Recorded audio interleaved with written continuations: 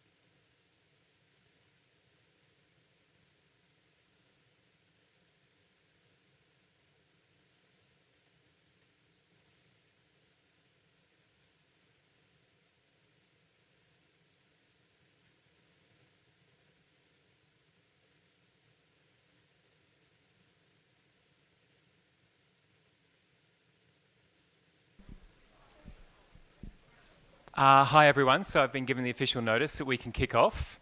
So my name is Ben Strick. Just for starters, I have an Australian accent and I try and talk really quickly so that I can get as much into these sessions as possible. If I'm talking quickly, throw your spanner up and just tell me to slow down a little bit.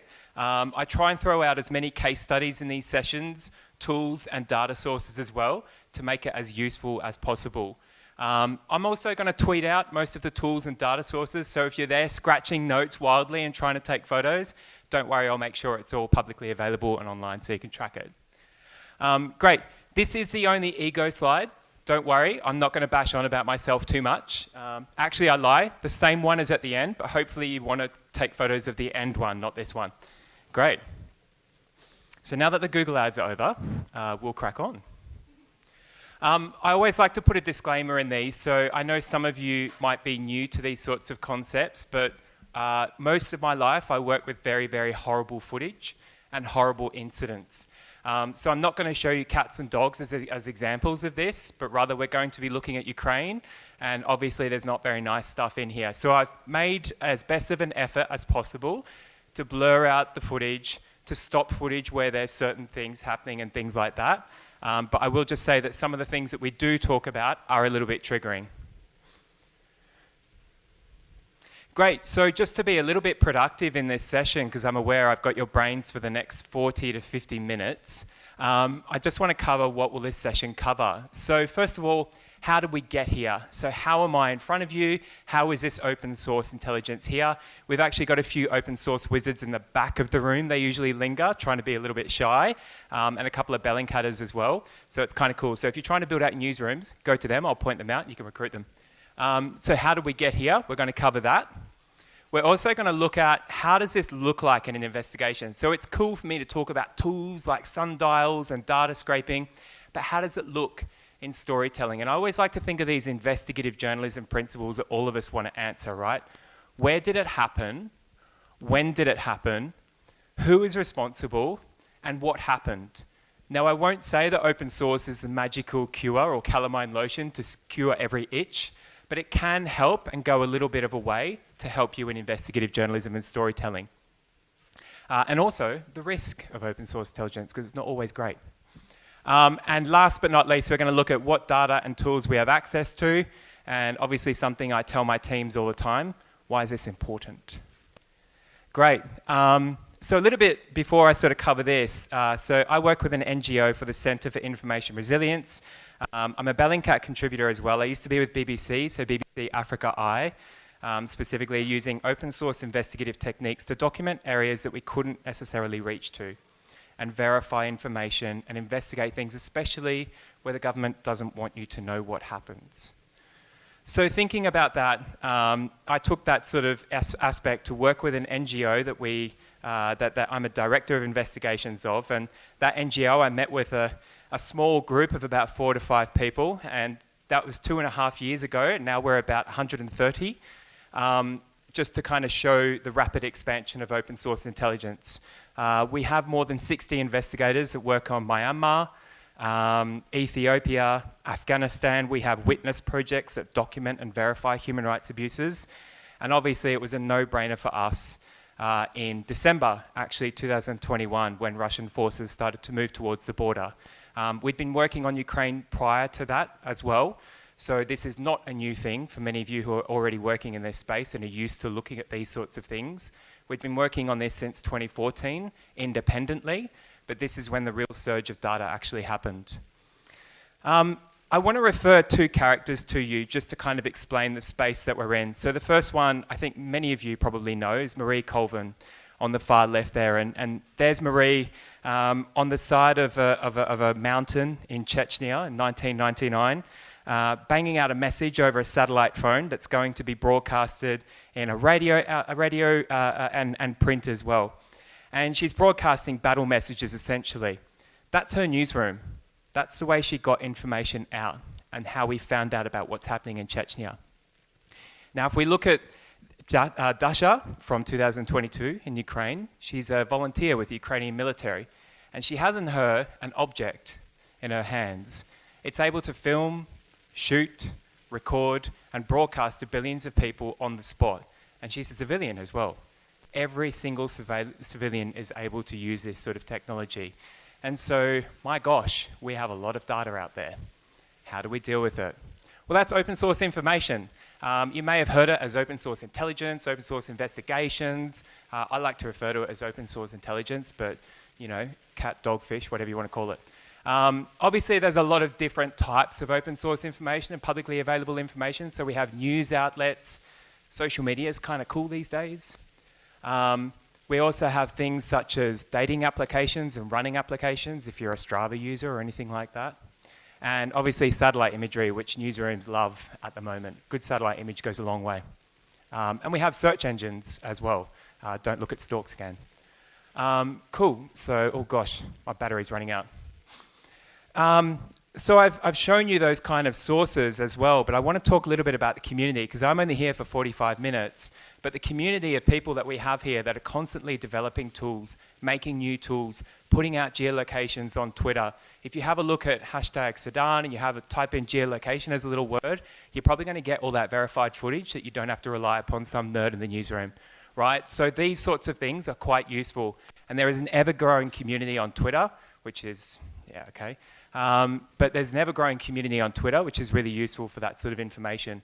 And obviously that contributes to the OSINT landscape, which is the tools that we have to bottleneck this information down, and that was developed by Bellingcat.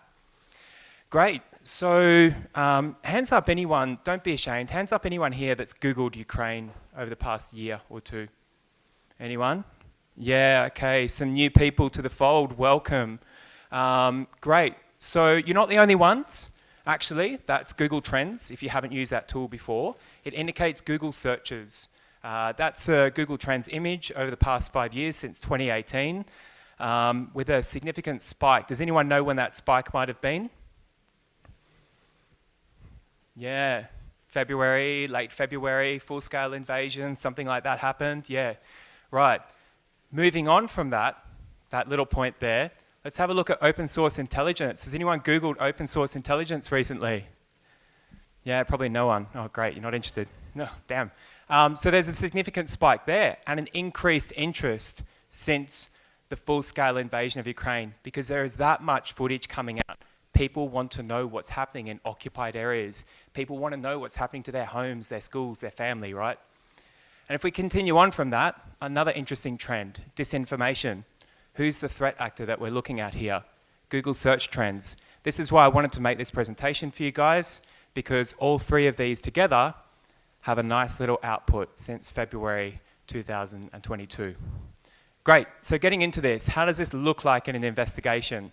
I'm going to cover a couple of stories, but first of all, I want to talk about visualizing information, and specifically about identifying where it happened.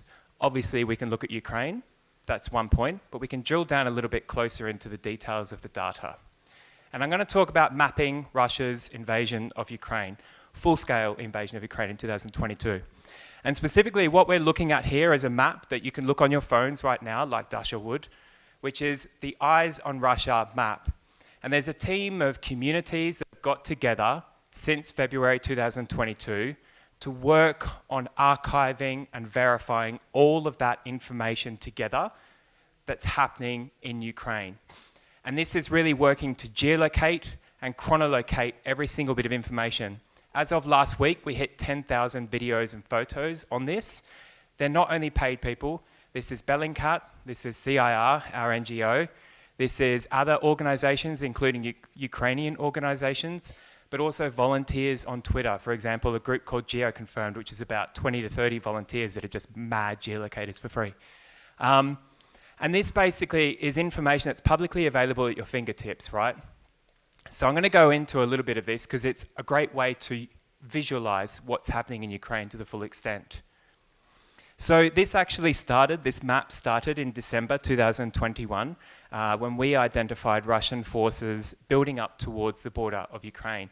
And Russia was out there saying, haha, this is just military exercises, no need to fear.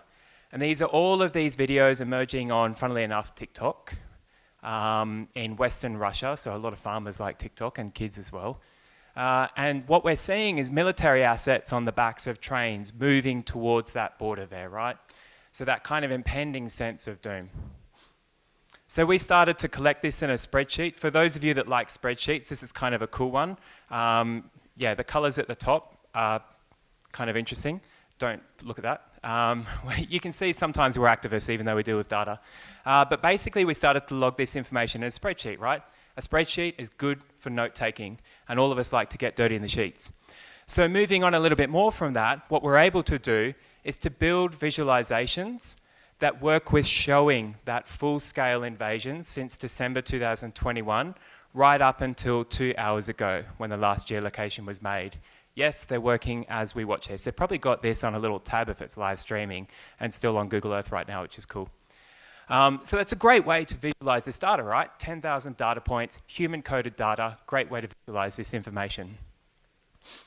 And you're probably thinking as newsrooms, how on earth do we do this ourselves? Well, you don't have to. So if we go forward a little bit more, I'm going to take you into these data points and what this is. And I like to use the analogy of baking cakes. Does anyone like making cakes here? Yeah, okay. Everyone likes eating them, probably not making them.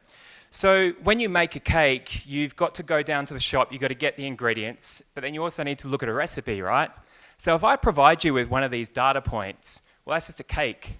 But your boss is probably going to ask you, hey man, I employed you to make cakes. You need to make this yourself. So what we do is we link to the original media, and we also link to the coordinates as well so that you can find out how we actually got it. And that's about the transparency of open source. A lot of people think, you know, cool, you rip a video from Telegram, put it on Twitter, hashtag OSINT, cool. But it's not really like that, actually. It's about being transparent in the findings, right? Providing the cake, providing the recipe and the ingredients so that anyone can replicate it. And I'm going to take you through an example from Chernihiv in March 3, which is a very horrible bombing that happened and killed more than 40 people.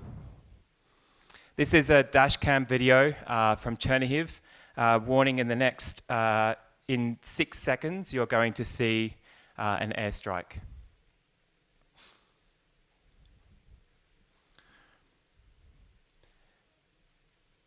That's what we saw uploaded on Telegram. And our immediate reaction is, this is important to archive, this is important to verify straight away and get it on Twitter as soon as it's been uploaded within the hour it happened. It's important to do that because when we first geolocated this, and it's pretty easy geolocation, I think anyone can do this one. But when we first saw this, we thought, okay, what are we seeing? So I'll slow that down in frame rates for you. We're seeing these objects fall down from the sky. It's not just one, it's two. It's about 7 or 8 of these objects. I'll pop them in red boxes there, because in OSINT we like to do red boxes to point things out. Funnily enough, when we posted this image about an hour after it happened, we got a heap of comments saying, actually, no, they're just birds. So there you go, the trolls are kicking in already, the propaganda machine's kicking in already to start denying content as soon as it comes out. Let me tell you, if those are birds, I don't want to go outside ever again, because they're very explosive birds. So first of all, what do? Okay, well, to fight against that disinformation, we need to answer, first of all, where did it happen? So looking at where it happened, obviously street signs are a good thing. If you see a McDonald's and you know it's London, it's probably somewhere. On this one, we have a little sign saying Gorenje on the right there.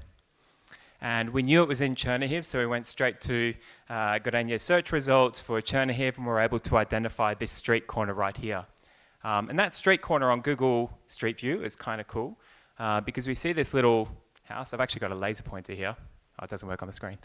We see this little house in the back right there, and it's got lots of chimneys. Probably too many chimneys for one house, to be honest. But keep that in the back of your brain. We go back to this original image, and we can see this one with chimneys as well, right?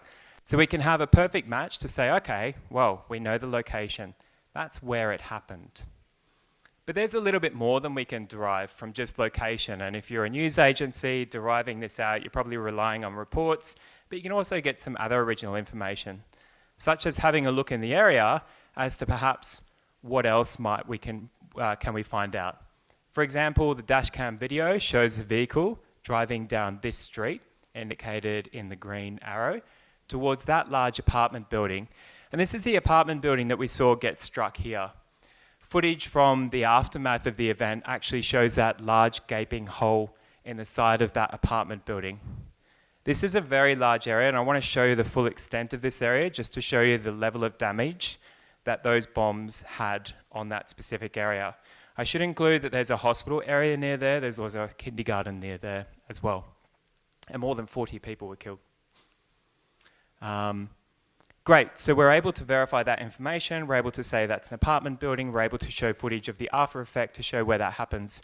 And each one of these dots on this map has followed that exact same process to locate exactly where it is, which is kind of impressive when you think about it, and that's really a community-led event.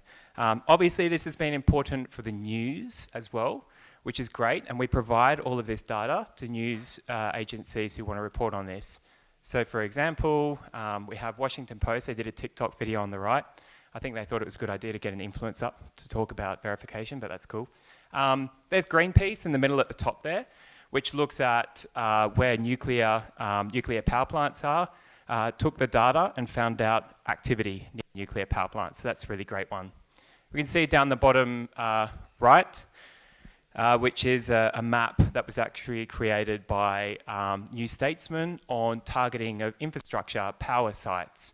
So specifically where power sites had occurred and that trend of increase over power sites, that Russian strategic value to target power sites in the build-up to winter in Ukraine.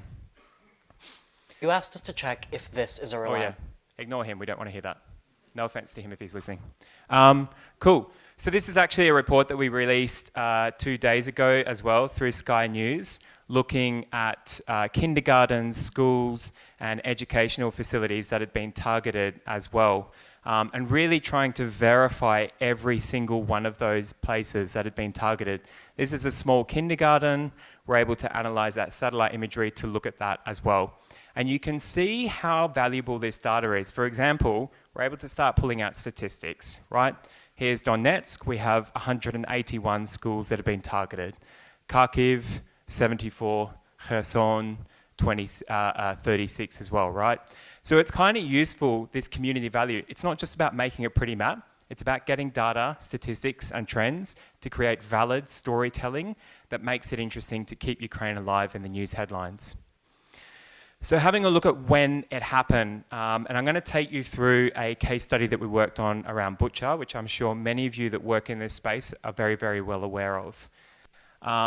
So if you're not aware of what happened in Bucha, there are some serious human rights abuses that were reported to have occurred there, from bodies in basements, mass graves, bodies identified on the streets as well. The interesting thing is, and the reason why I want to use this to explain how we find out when something occurred, is because actually the Russian government gave it a crack as well. So I fast forward, this is a collaboration we did with Vice on this one.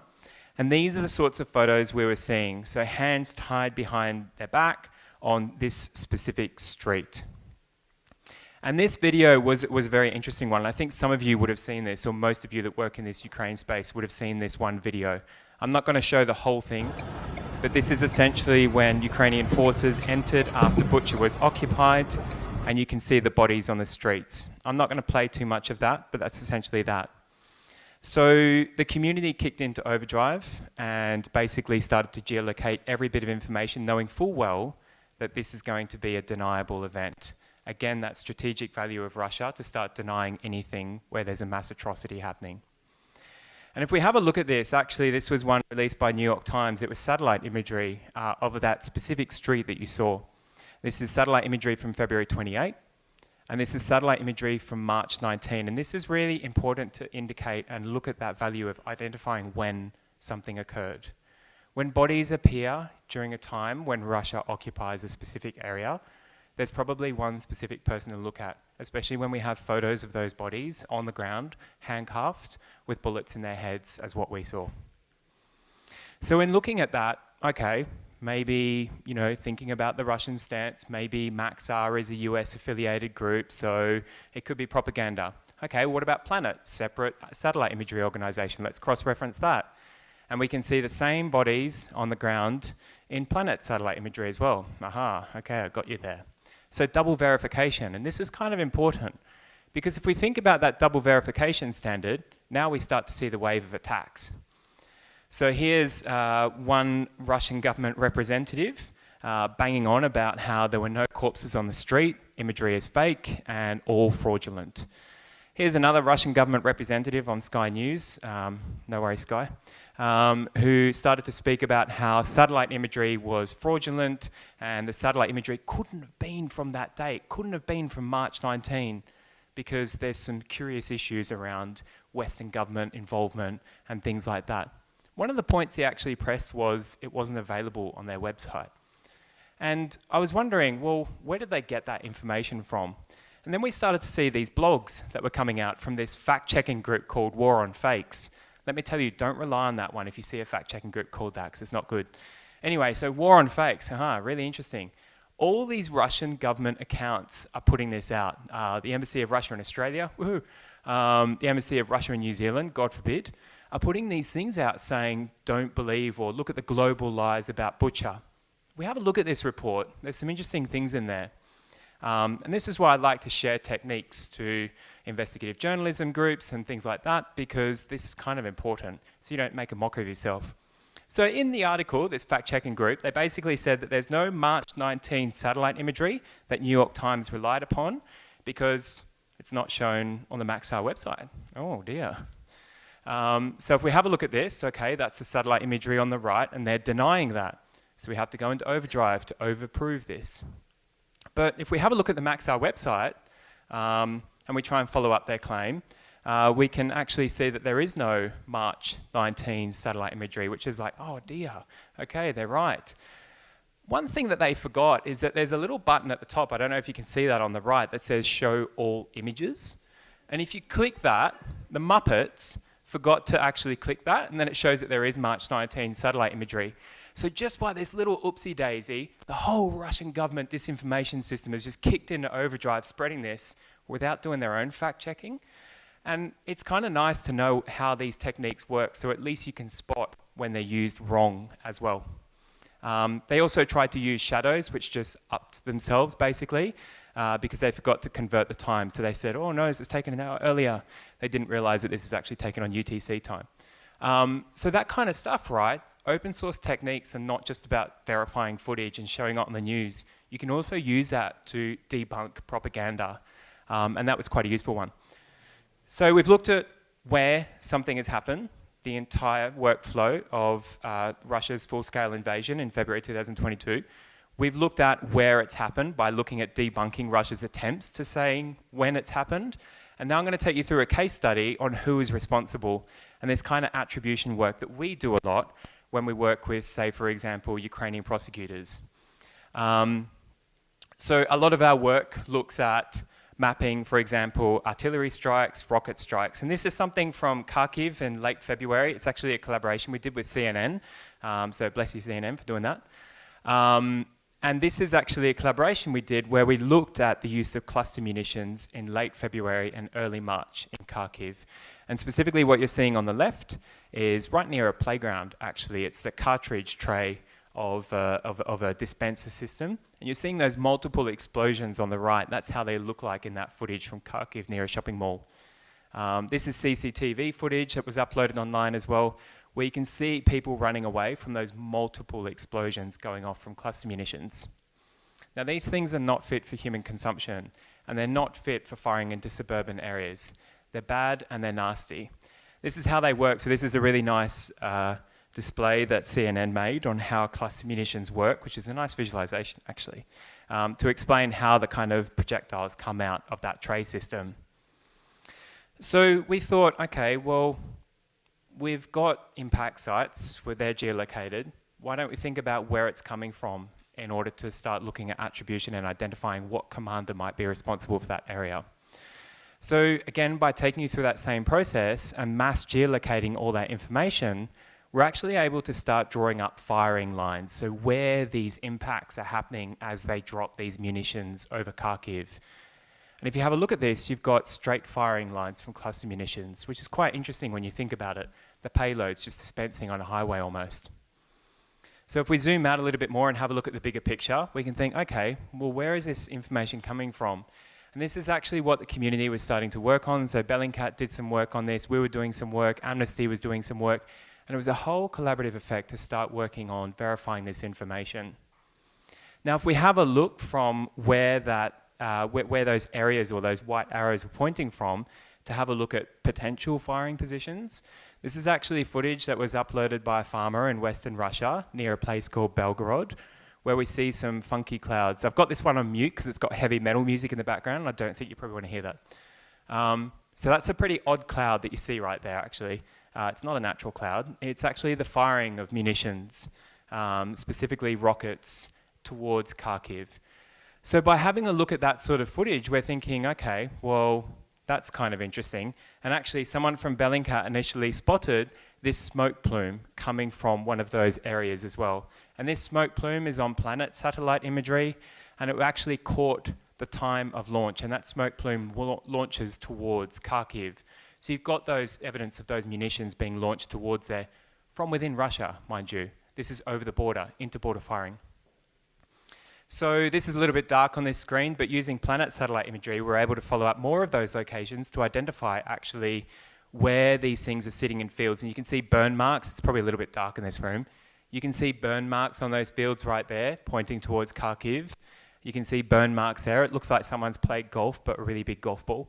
There and there and there. And that's quite interesting because we're actually able to work with CNN to identify units driving through there with closed source material, it's not all open source, and accessing different groups to see who was moving around what location.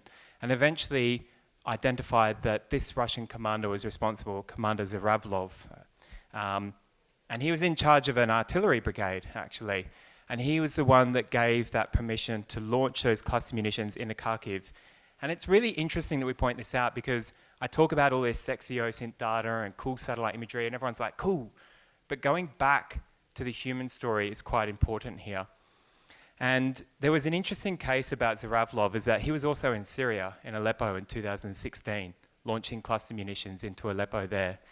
And with CNN, they were actually able to identify this surgeon on the left, who was in Kharkiv, treating people for cluster munitions, but he was also in Aleppo in 2016, treating people for cluster munitions as well. And he's treating patients from the injuries sustained by the same commander in 2 different countries for cluster munitions, which is pretty fascinating when you think about it. Great, so I've talked about the good side, or I mean, it's not good content, but it is good stuff. But I want to talk about the risk of open source intelligence. I'm here standing in front of you talking about techniques that anyone can do from their couch or laptop. And there's a lot of people in this room that sit on their couch and do this stuff. But also there's people on the other side that do this as well. So this is a nice little contribution to our NGO from a little volunteer organisation of Belgian journalists. They've never been to Ukraine, they've never heard of Ukraine prior to 2021. But they got together with a group called GeoConfirmed, which is also just a group of hobby analysts. And they actually started to look at how open source is used by Russia, for example, to identify specific sites to target. And this is a really good community piece because it looks at how it can be used on the dark side as well. This is a video from Reddit. It was actually a video from a Ukrainian journalist in Kyiv reporting on the Ukrainian military's good work of taking Russian tanks when they were seized, repairing them, and then taking them back into the battlefield as Ukrainian tanks. Really good story, right? Good PR stuff. Sadly, the footage was able to be geolocated. And it wasn't geolocated by us or any of the kind of good people on Twitter. It was actually geolocated by a group, a Russian Telegram group called Rybar, which is a very pro-Russian military group. And Rybar was able to geolocate this, put out coordinates, and actually identify the exact location of that factory in Kiev. Now that's interesting because as soon as they put those coordinates out, a day after, that site was struck and a number of Ukrainians were killed. So it shows that actually this happens on the other side as well. And then this inspired a rule from the Ukrainian government to stop filming of military sites because there is an indirect danger that journalists haven't been aware of until this strike happened. So if we think about that, it's quite interesting, and there's the satellite imagery to show the targeting or the destruction of that. Great, so I've shown you a couple of case studies to kind of visualize how these techniques are employed, how to answer where, when, and who, and what happened. But now I want to go through the data and the tools that we use quite regularly to maybe instill a little bit of information back to you guys and make this an informative session. Cool. So what data and tools do we have access to? I'm not going to cover them all. I think that's pretty much a 5-day training program. I have a YouTube channel as well, which is about 20 hours worth of content covering them. But we'll go through some really quick ones now. So obviously we have access to news. Thanks everyone here. News is kind of important, right? Because if we think about it in the open source sense, using satellite imagery, digging up content on social media, there's a lot of interesting content that we can find. But news is also awesome because there's groups that cover news systematically. They watch the journalists, they verify their activity, and they also give them coordinates. Does anyone use ACLED here? Oh, very small amount, and they're all OCenters up the back too, cheeky devils. Cool, so ACLED is actually a platform that hires people to watch or read news, media articles, and give them a coordinate setting. So if something happened in Kharkiv, give it coordinates, date, little indicator, and things like that, right? This is sick data when it's done over time, and it's done all across the world. So this is the data export tool for ACLED. And for example, on the way here, I actually made a little map from 2022 of Russian attributed explosions within eastern Ukraine. That took 30 minutes. So if you've got journos that are like, hey, let's visualize strikes, you could probably just use ACLED really quickly. And that's a tool that we like to use because we're thinking, okay, data is gold, data is storytelling, let's use this to show this information. So yeah, ACLED's a really good one and I highly recommend you get onto that. Social media, obviously, is a banger and everyone's using it, especially journalists, and using it for different reasons, some for amplification, some for monitoring. Obviously, social media comes with its qualms and there's thousands and thousands, if not tens of thousands of tools and more being made each day to find loopholes, to find new ways to scrape and things like that. So on the left there, it's a little bit dark, but that's GitHub and it's a dark version, sorry. There's a tool called the Bellingcat Archiver, which essentially helps us because when we started our projects, for example, Myanmar, we'd enter something in the spreadsheet, we'd download the video and we'd save it on Google Drive somewhere. But now with this tool, you're able to enter something in the spreadsheet and it basically automatically captures footage, screenshot, text, everything like that. Really cool tool, freely available. If those of you are using Telegram for monitoring Ukraine, there's a no-code option to scrape information. I should call it collect because scraping's bad apparently. To collect information. So if you use Telegram on your desktop, there's 3 little buttons at the top right which allows you to export the entire channel, including video content, including text content and photos. So if you don't want to revisit a really bad channel all the time, but you want to put it in CSV format and maybe Control F for some keywords, just use that one. It's on all of your systems. You don't need to be a coder. Cool. Just on the social media thing, I thought I might point out as well, social media is a bit of a weapon these days. And I think it's why OSINT has become a little bit cool and edgy. So for example, this group, which is Oryx, so bless them, they've been using social media to track Russian military losses of vehicles, right? So much so that they've done it systematically on their little blog. And on the left, we have a screenshot from the UK Ministry of Defence, basically hat-tipping Oryx. So These people that sit on the couch and do this kind of activity are now being used by UK military, US military for their open source benefit. So you can see the power of sitting on your couch with a laptop, good internet connection, and probably a lot of coffee. Great, and there's obviously other tools. I went through the map that we have, and then Bellingcat has a more niche map looking at civilian harm as well for social media. Flight and maritime traffic data is really quite useful. So I don't know if any of you have used things like flight radar or marine traffic. Yeah, getting a couple of nods. Cool, well done. You don't have to use it. You can also reach out to specialists who do that stuff as well. So I wanted to include this one to give a little hat tip to these people. They're quite nerdy. So the guy on the left, Gerdion, really loves just watching planes consistently. So he's also really happy to work with journalists. So if you have an issue, don't go to Flight Radar, probably just send him a DM and he's ready to respond.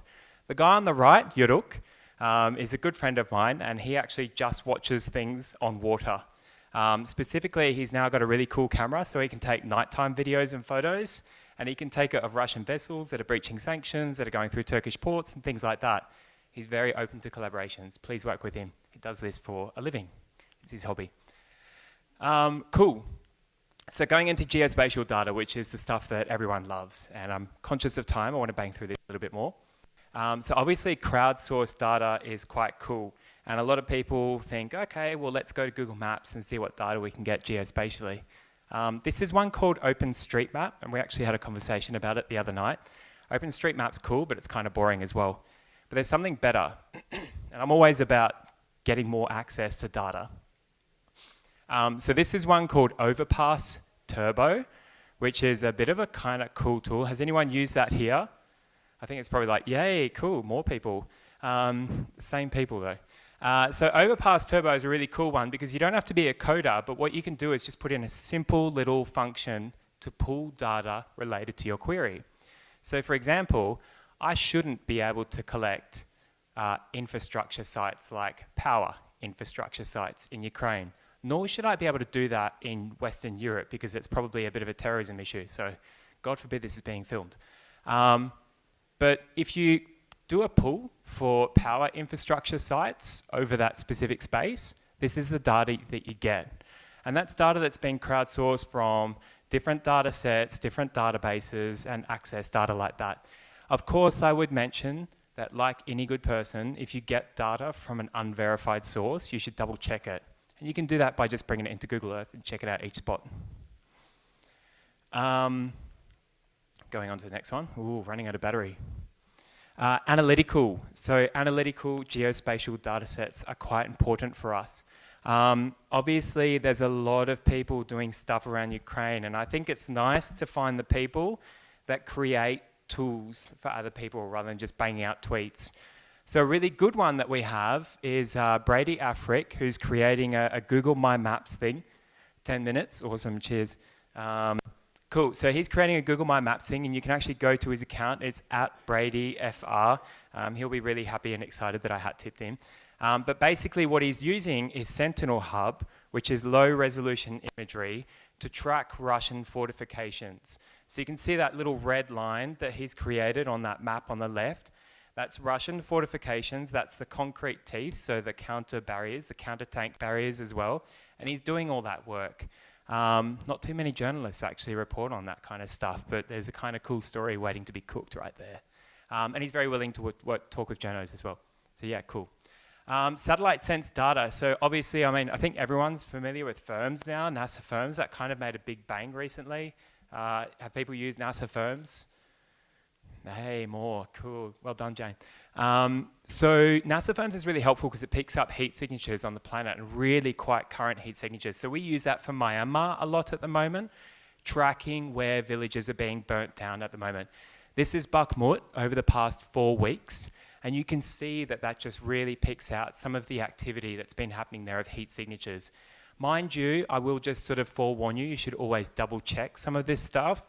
So if you go to, for example, Lake Chad in Nigeria and you have a look at this stuff, because the water is really hot, it looks like a fire. It's not always on fire, it's just hot water or hot looking water. Cool, so that's NASA FIRMS. With satellite imagery, obviously there's a few questions from a lot of people, and a lot of editors want to know, how do I get good imagery? How do I get it quick? How do I get it for free? So free high resolution imagery, sorry, but you're kind of stuck with Google Earth, but you can still use it for geolocations, as I just showed you with that Russian soldier in Mariupol. Sure, a lot of Mariupol is destroyed, but at least the 2021 imagery is still quite cool. But low resolution imagery is quite underutilized in news agencies.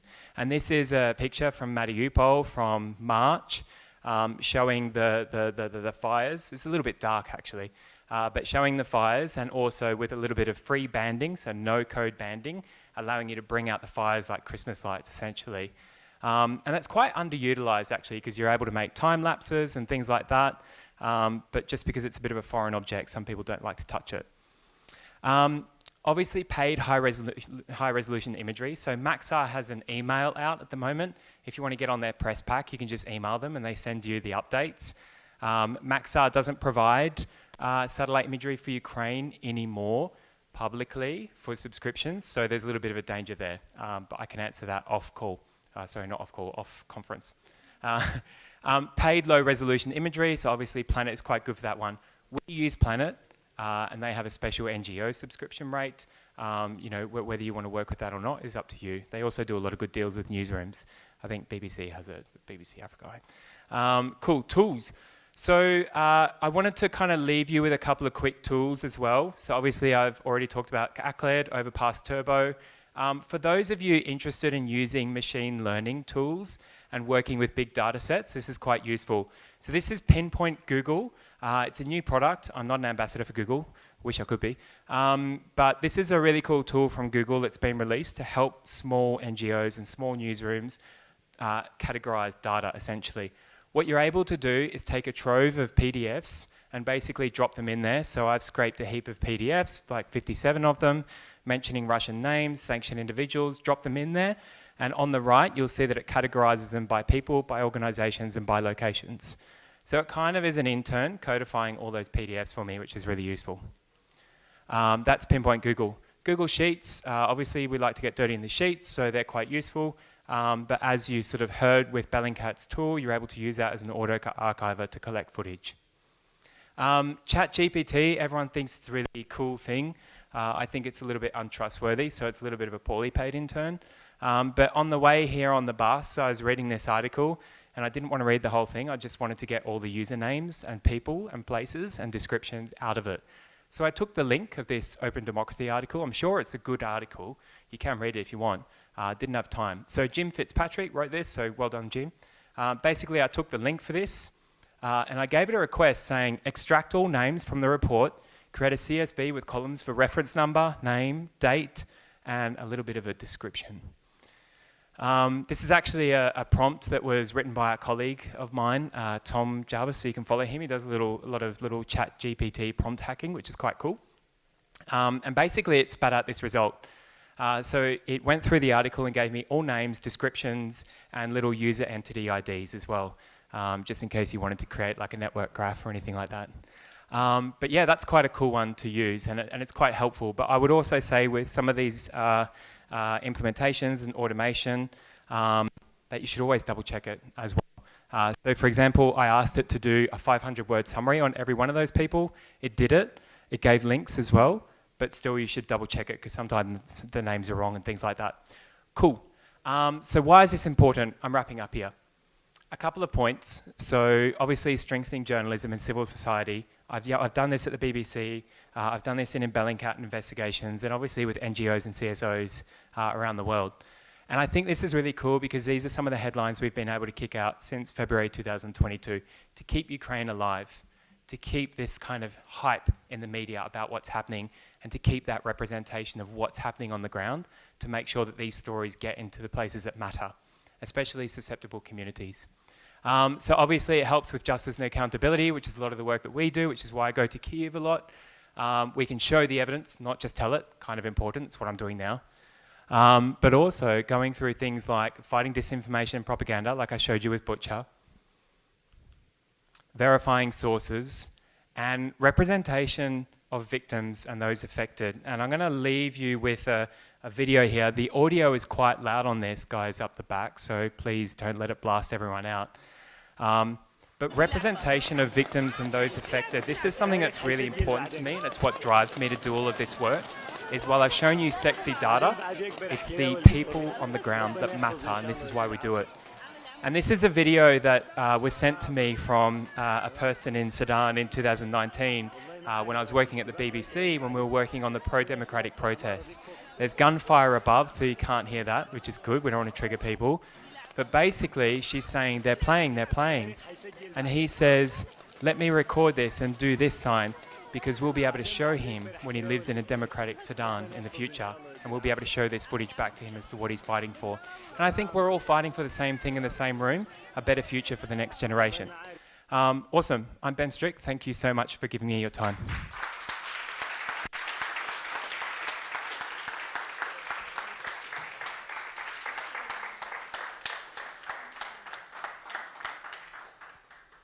Cool. Does anyone have any questions that they wanted me to revisit? I know I did some rapid talking there, so I promise I'll slow down now. Yeah, question up the back. Have you got the microphone people here? This one if you want. Oh, yeah.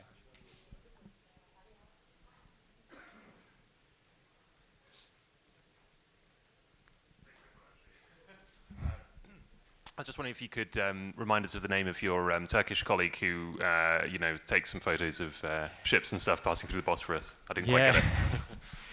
Just type in the Bosphorus Observer. His name is Yuruk, but yeah, Bosphorus Observer, you'll find him. Up the back.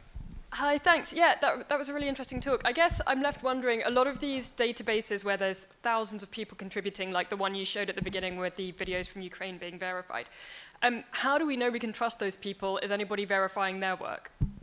Yeah, that's a really good one, and it's something we've struggled with a lot. So on this project specifically, we have about 16 to 17 people focused on Ukraine alone, and they review a lot of the work that's submitted. So we work with Ukrainian NGOs, but we've basically international groups and hobby volunteer groups.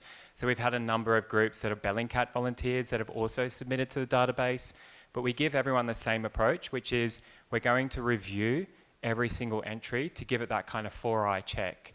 And that's kind of crucial for us to put trust for us so we don't stuff up, so that we're not susceptible to information operations, which we've been targeted with quite frequently, but also so that you can have some faith in that and hold us accountable if you find something incorrect or wrong or something that may seem a little bit off in the descriptions. So yeah, but it's a really good one, and honestly, I would just say review everything you use. So all the data in the world is pretty to have, but if you're going to use it for a specific story, I'm sure your editors will always say, how can you trust this? Where did it come from? And that's kind of what I always think about in the back of my mind as well. That's probably the BBC mentality that was ingrained in me. So your work is super interesting, and thank you for your talk. It was great. I'm just wondering, do you ever notice disinformation on the Ukrainian side? Not as much, obviously. So I think significantly it has been Russian. I think I haven't, so we'll get around to disinformation. I'd probably call it misinformation. So it's not intentional. So perhaps sometimes there's a video or there's a photo that's been shared that, and don't forget, we're in a war that's been brewing since 2014. So there's a lot of old videos out there. And maybe something's been shared from Kharkiv that's actually a little bit older. So I wouldn't call that intentional. I think there's a difference between disinformation and strategic communications or propaganda or information operations. I think at the moment, a lot of those are quite successful because there's good marketing to show what's happening in Ukraine, and that's important, right? But we haven't noticed a disinformation. It's definitely been other states doing that, and namely one. Any more questions from anyone? Oh, cool, we got a cut. All right, thanks everyone. Cheers for your time.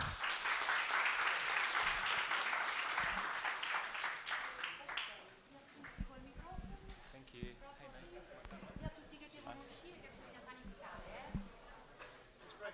I ask you to leave quickly the room because we have to sanitize everything and prepare for the next event. So thank you.